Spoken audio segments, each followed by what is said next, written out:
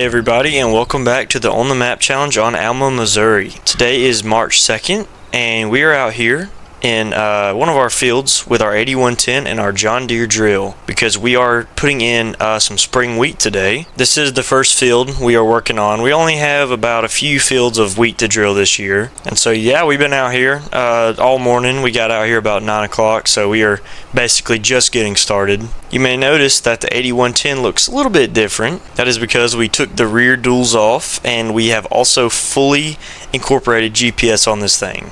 You will know that the tractor has had some monitors in here, but we have never equipped this tractor with GPS, as you can see by the monitor right there and by the globe on the top of the tractor. We've been on this farm for 4 years now, well, basically 5. I keep on forgetting that it just turned to year 5. But we've been on this farm for 5 years, and we have never really put GPS on any of our tractors. I'm pretty sure the Magnum has had it, but that's about it. So I think it's time that we step up our game, and GPS will definitely help us out a whole lot. We're actually running it right now, drilling this field. And then also got my trusty sidekick Bill out here today. He drove my truck down here with the seed tender, which is kind of odd. But we just picked up brand new boxes of wheat seed, so we are getting this train rolling. But one of the bigger reasons we took the duals off this tractor is because we're going to be kind of stepping this tractor away from more heavy duty to more of a workhorse. This tractor is going to stop doing tillage and some of the bigger jobs, but now it's going to be more of a spraying, fertilizing, and we might even throw the baler on this tractor. And we're going to save the big tillage and the planting and the grain moving and all that for the Magnum and the 9320. And I must say, I really do like the 8110 without duals also, so just about anything you do this tractor, it looks pretty good. So yeah, it's a great morning to be out here drilling wheat. We ran out of time at the end of year 4 to put wheat in the ground. Usually we sow our wheat right behind our soybeans in the fall so that we can have like a winter wheat, but this year we just decided to do it later. We didn't get enough time to really, but this year we are trying a different type of wheat seed, and we're gonna do it a little differently than we normally do, mainly because, like I said, we don't drill wheat in the springtime, so hopefully this wheat will do better for us. I think the biggest difference is we're gonna harvest it later in the year, and it should bring a higher tonnage per acre. Now I'm not totally sure how that's gonna work, but it's a more dense crop, so we're gonna try this wheat out and see how it works. But it's basically the same stuff we've been using since we started this farm. And then hopefully we get all these fields done today. I'd like to, because we have a few tasks to get done before we really start planting. Now planting is going to start in April and May, so we need to kind of go ahead and get some stuff done, which I'll tell you about in just a moment. The biggest thing being is we drug the bulldozer out yesterday. Todd has been working on it. Now I'm not sure what all needs to be done to it, but he says it's coming along great. The bulldozer is almost up and running, and we have just purchased, I'm not sure how long ago it was, but we purchased a used trailer. It's not in the best condition, but it's going to work for us for a little while, I believe. And the biggest reason is because we have to transport the bulldozer, or whatever we need to haul. That's our biggest reason for getting a trailer. And it's like a lowboy trailer, so it's for the semi. I think we talked about needing to purchase one. Well, now we have. So yeah, we have a good bit of stuff to do today.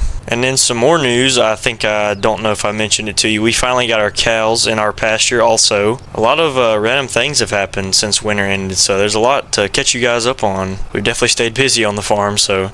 But no, yeah, the pasture is done. We put the fence up around it in about February. It's really cold outside when we did it, so we were lucky to get it done when we did. We also went ahead and bought 25 head of cattle, I believe. I don't remember if it was more or not. But we have this tiny little bit of the field, and then we're going to jump over here to this side, get that side knocked out. Then we're going to drive back through town and go hit these fields over here. And whenever I go over there to drill the next field, I'm going to show you guys one of our newly purchased fields, because I'm not totally sure if I have showed it to you guys yet. I know we bought it, but I don't know if you've seen it in person. It's definitely a really big field, so you guys are going to be excited to see it. And also, we are putting wheat on a field we have never had wheat on before. The yields on the field are not super great, and we've just rotated out corn and soybeans on it every single year. It's one close to home. It's actually in what we call the bottoms, because it's so far down from the farm, and it always kind of floods when it rains. We've always rotated corn and soybeans on it. It's never had wheat, so I'm a little curious to see how that's going to work. And so I'm going to get this field cleaned up real fast. Then me and Bill are going to take our stuff. We're going to head over through this tree line right there, and I will catch you guys in just a minute. And here we are at the next field. This field is going back in wheat this year, which is, we've put wheat on this field a lot, but it usually does good on this field, so it's going to do good this year, hopefully. While I'm down here, I think I should show you guys that this down here is our new field. Thought it would be kind of nice to go ahead and buy this one because this gravel path runs all the way down to it, so now we have all these fields owned down here. So you can see in there, that big old field is ours now. One thing I must say that I really like about this drill is its capability with like narrow or smaller fields. I think even when we do upgrade our drill, we are probably going to keep this one for forever. I don't think we're going to sell this drill, mainly because it's the perfect size for these smaller little fields. We can hook a smaller tractor up to it like the 8110 and take it down through here, especially when we get up to the seeders that are way too massive to fit in these small fields. And I also like the turning radius, like how fast you're able to just flip it around real quick. You don't have to worry about like jackknifing it like you would like a tandem or something like that. I don't know, I really like this drill. And also, just the 8110 handles this drill so well. I'm not sure what it is, but it's just a perfect combination, and I really enjoy it. Seeding and planting are two of my favorite things, and I really do love them. But I do like to think that this field is bigger than that one, so it is going to take us a little bit longer to get this field done. I know we are working with a smaller drill, but hopefully we should get all of our wheat sown today. So yeah, we still have a good bit left to drill. I think I'm going to try to get hopefully all of this done like I said today, and I'm going to meet up with you after we get this field knocked out. So let's go ahead and let's get it done.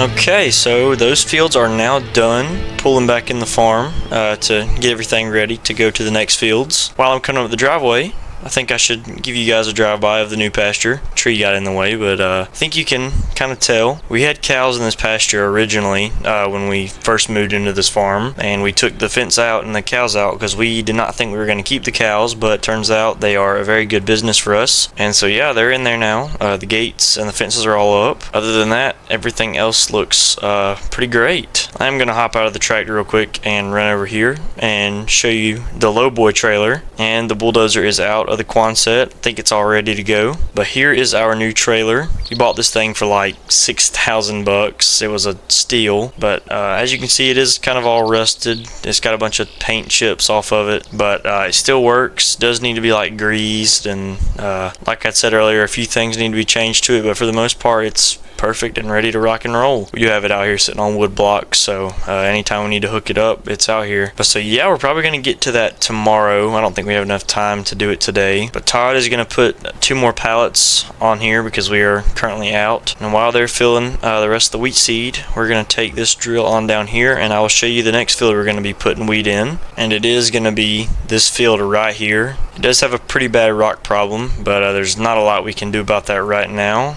because we have to start putting wheat in the ground. So I guess we're just going to ignore all these stones for now. Even though they are pretty bad, we're probably going to have to get them up later. Which does remind me, we have to do something about the rocks this year. We haven't picked any of our rocks yet. Some fields are definitely way worse than others, like this one.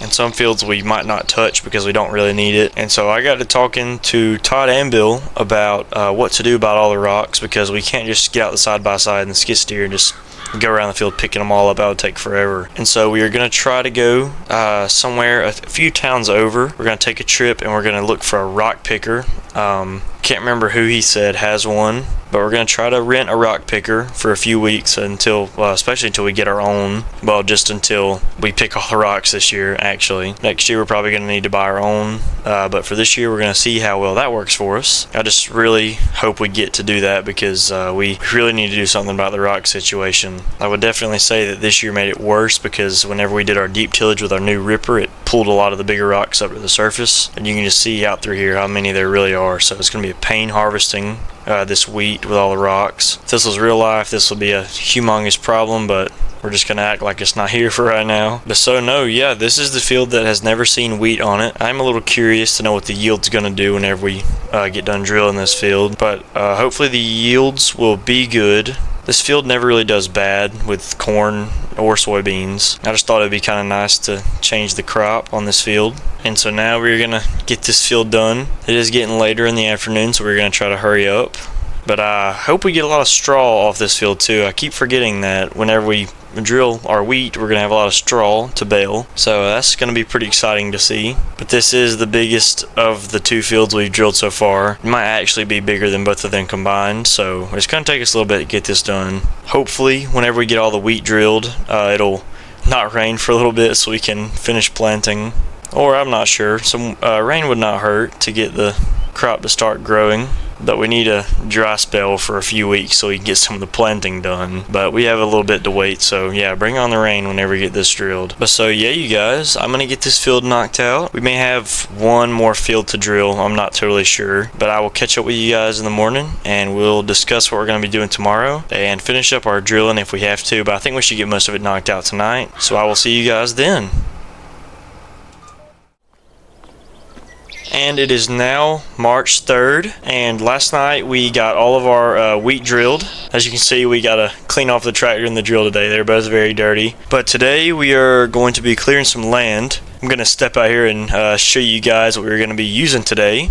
And so here is our ride. We're finally taking the bulldozer down to our fields, and we're going to be clearing some tree lines. Whenever we purchased this bulldozer, I never really had imagined we were going to need it for jobs super far away. I just really thought we were going to keep it for about a year or two, but we have kept it around the farm and it's turning out to be a pretty nice, useful tool for us, so I guess we're going to keep it. And keeping it is going to mean we're going to need to have a way to carry it around in case we need to go to another field or another farm with it. So I think this is just the perfect answer, really. But so yeah, the first field we're going to go down to is that really big field that we just combined last year or the year before, and it's got that little circle of trees in the middle. We're going to be wiping that out today, and then we're going to be coming back down through here, and we're going to go into this field and get those trees down there, knock that tree line out, and combine these two fields as one. I think that'll serve a lot better purpose. But here's our field, and there are our trees. I'm just going to pull up in the field just a little bit and unload this thing. We can drive it out there. I think that's probably a good spot right there.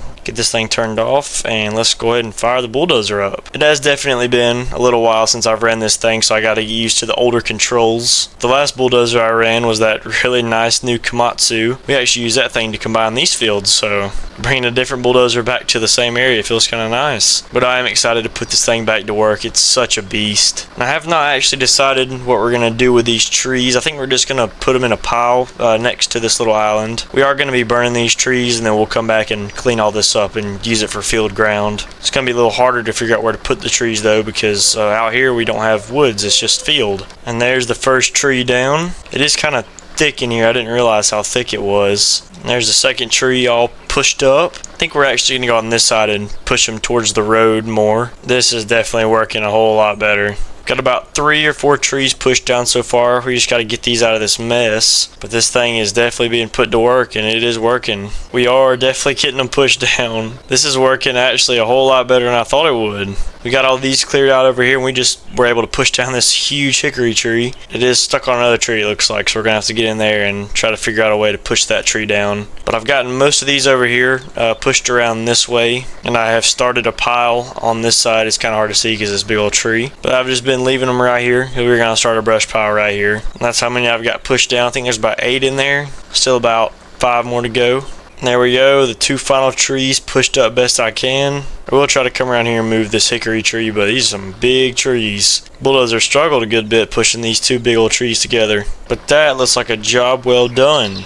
I came back and smoothed this out a little bit to make it look a little better. And I would say that's about as good as it's going to get for a little while. I think that looks a whole lot better. And it's going to look even better whenever we get all these trees out of the field. So I am going to go load this thing up. We're going to head down the road to the next field. This next tree line should be even easier to clear and take even less time because it's all in a row. We don't have to worry about really maneuvering in and out of the trees, and it's going to be a whole lot easier. But job 1 was mission success. After not being pushed that heavy in a few years, I'm actually kind of happy the bulldozer did that well, really. But we're just going to back this thing up on here and head on over to the next field. The 2 fields are close enough together I really could just drive the bulldozer down here, but I'd rather just bring the whole trailer and everything down here with me. There are more trees down here to clear, and they are a lot bigger, so this could take longer maybe, but they're all just in a line waiting to be pushed down to here. So let's get this thing unloaded and see how long it takes us to do this. We do have a few of these trees started down here, and we're just going to push them all down here. We'll probably end up burning these before we plow all this up. But I think I'm going to do this about 3 or 4 trees at a time. So I'm going to come right here to these 2 little ones and push these down. Then I'll push them together with all these other trees and push them down there with those. These little trees may seem small, but they sure do have like a big root system. They're kind of hard to get started anyway. Bigger trees seem to fall easier. I'm not sure why that is. Now we got all those trees down here, and I'm going to push these 2 more. Then we only have this little bit up there to do. And I'd say we're almost about halfway done. That is just so satisfying to push these trees all the way down here like that. Got all 3 of them little ones at once. So I'm going to get all these up here. I'm going to push them down here, and whenever I do, I will catch up with you guys then. Well, it has been a few hours. We got most of this stuff down here and cleared out. We did kind of make a mess. The ground's kind of soft and muddy right here. But I took my blade and kind of smoothing this out a little bit. Got some of the brush. But all the trees are dying and piled up there. You can see how brown they're getting. They're losing a lot of their leaves already. Not like there was many on here to begin with, but me pushing them around has just killed them even more. So we're going to load up and head back to the farm. Been out here practically all day clearing trees, but it actually didn't take as long as I thought it would, and I think we did a pretty good job. And now we'll be out here in just a little bit to clean all this up even more, burn the trees and plow these fields up and start planting on them. And I'm not sure how long that's going to be, but it shouldn't be too long because we do have to get to planting very soon. So yeah, that's a job well done. Also, as I said, we're gonna truck back to the farm now, put the dozer in the semi and find a place for this low boy, put everything up, and then we're gonna see what everybody else is up to at the farm and see what our next task is. I'm not sure if in April or in May, but we are gonna have to cut that field of hay really soon that we bought recently. This big field out there, it's maturing pretty fast already. Even though it's March, the hay's growing really fast. So what I'm thinking we do is we cut the hay, get all the bales off of it. If we have too many, we'll sell some of them, but I'm thinking we just use the grass as like a cover crop and plant corn right behind the hay. That is, as long as it grows as much as it can before about the end of May, because I can't exactly remember when our planting window is for corn, but it is either April or May or both. I'm not 100% sure. And I am talking about this field right here. You can actually see how tall it is. It's not the best stand in the world. It is kind of missing some bare spots, but this field was just seeded not very long ago at all, and it's already about ankle high or taller, so it is definitely coming up fast. We're going to get this thing put up in the Quonset. Not quite sure when the next time we'll use it will be, so it's probably going to be sitting there for a while. Then the semi truck is going to follow it, and I think we're done for today, everybody. And so I'm going to catch up with you guys in just a little bit. And it is now the morning of April 1st, and it has been a little bit since we drilled our wheat, and it is now starting to sprout, so it is the perfect time to go ahead and put some fertilizer on the field. Also, the nitrogen, as you can see, is very low. It needs nitrogen very badly, and so we're going to start with a boost of some fertilizer. This crop has really took off, even though it seems like it's been not super long since we drilled it. It has been a few weeks, and it is already starting to take off. So we have called the co-op, and they have a big tender trailer up at the farm, and they are going to keep loading us. And as you can see, we've got the 8110 on the spreader, which is doing a great job. It is just really throwing it out there. And I mean, really, this spreader is so much bigger than the spreader we've had for a while. Actually, I think I've mentioned this, but when we started the On the Map challenge, we bought that Wilmar spreader for a very great price, and we bought it like the first spring or fall, I can't remember which one it was, when we started the On the Map challenge. And so we've had that spreader for 4 or 5 years and never upgraded it. Well, I guess technically 4, but it was time for an upgrade, and we will probably be keeping this spreader for a while just because of how efficient and how big it is. And so yeah, this should help out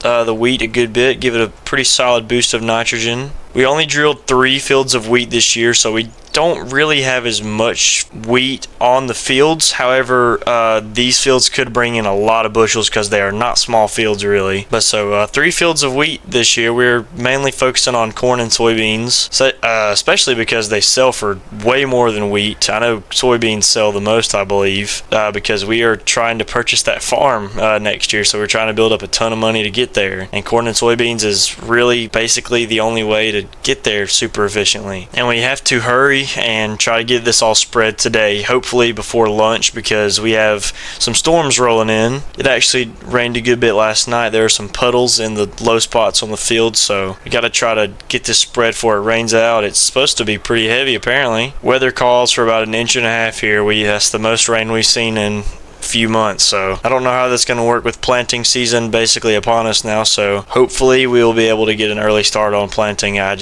seems like it always rains whenever there's something going on. I don't know how to feel about it. And so we have basically got this field done in 3 giant swipes. We're putting about 300 to 400 pounds of nitrogen an acre on this field, so we are going kind of heavy because it does need it. Yeah, the field's looking great so far.